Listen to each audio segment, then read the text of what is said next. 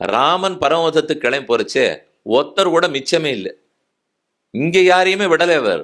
தன்னோட அயோத்தியாவாசிகள் மொத்த பேரையும் ஸ்ரீவைகுண்டத்துக்கு அழைச்சின்னு போனார். சாட்சி 10 கோடி பேர். ஆனா இங்க ஒருத்தர் கூட சாட்சியே கிடையாது. எல்லாரையும் விட்டுட்டு தான் போயிருக்கார். கிளம்பினார்னே ஒருத்தருக்கும் தெரியாது. கைப்பிடித்த பத்தினிமார்களுக்கு கூட தெரியாது. கண்ணனுடைய மனைவிகள் கூட அந்த இடத்துல இல்லை. தேரோட்டி இல்லை, அம்ப விட்டவன் இல்லை, ஒத்துருமே இல்லை. நேர் எதிர்பாருங்க. அது பகல் அவதாரம், இது ராத்திரியில் அவதாரம். அது சூரிய குலம், இது சந்திர வம்சம். அது பகல்ல அவரும் நேர்மேனே வாழ்ந்தார். இவர் திருடுவார், பொய் சொல்லுவார், எது வேணுனாலும் பண்ணுவார்.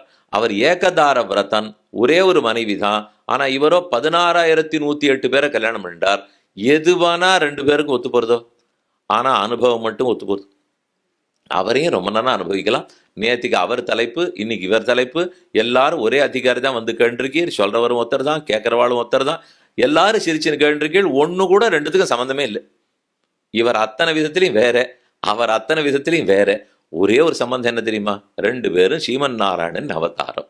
இப்படிங்கிறத ஒன்னை கொண்டுதான் நாம் எடுத்துட்டாகணும். இத்தனைக்கும் ராமாயணத்துல எந்த உபதேசமும் இல்லை, பண்ணித்தான் காட்டுவர் அவர். ராமனை பொறுத்த வரைக்கும் செஞ்சு செஞ்சு செஞ்சு காட்டுவார். கண்ணனை பொறுத்த வரைக்கும் அவர் செஞ்சதை பார்த்து நடக்கவே கூடாது. சொன்னதை கேட்டு மட்டும்தான் நடக்கணும்.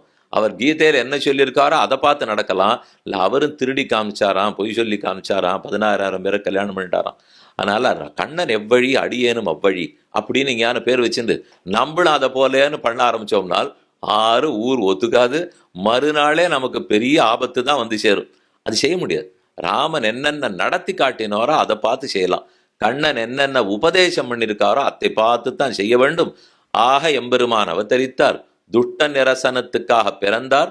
3 வித துஷ்டர்கள் யாராக இருந்தாலும் அவர் வச்சிருக்கிற தர்மம்ங்கிற குறியீடு, அதை தாண்டி தப்பு வழிக்கு யார் போனாலும் அழிச்சிடுவாருங்கிறதே இந்த சாட்சி. நீ பங்காளியா இருந்தா அழிக்க மாட்டார், வேண்டியவனா இருந்தா அழிக்க மாட்டார், வேண்டியவனா இருந்தா தூக்கி விட்டுடுவார். இது எதுவுமே அவர் செய்ய மாட்டார். அவரை பொறுத்த வரைக்கும் தர்மசாஸ்திரம் வேதங்கள் என்ன சொல்லுமோ அதுதான் அவருடைய திருவுள்ளம். அதன்படிக்கு நடந்தால் பயத்தை போக்குவார். அதன்படிக்கு நடக்கவில்லை என்றால் அவரே பயத்தை உருவாக்குவார்.